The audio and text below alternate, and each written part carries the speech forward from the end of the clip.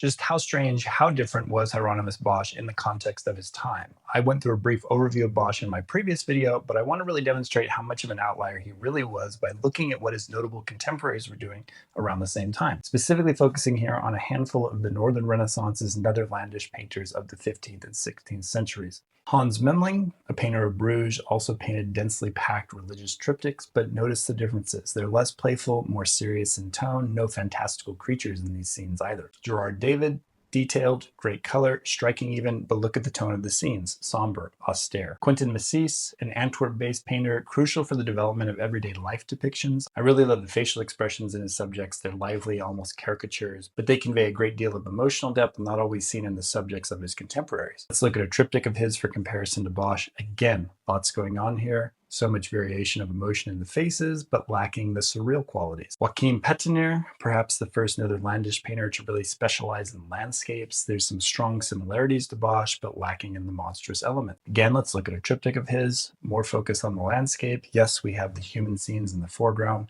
but quite different than the aforementioned artist in his execution. Finally, let's look at someone who has been considered similar to Bosch, Peter Brochel the Elder, trying my best Dutch pronunciation. Bosch passed away about a decade before Brochel was born, and many historians have drawn comparisons, with some characterizing him as Bosch's successor.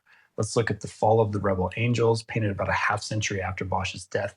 Fantastical creatures, surreal scenes. In fact, the Royal Museum of Fine Arts in Belgium first inherited the painting with the idea that the artist was in fact Hieronymus Bosch. However, Brochel's signature was eventually noticed under the frame, allowing them to correctly attribute the painting. That's all for today. Follow for more art history.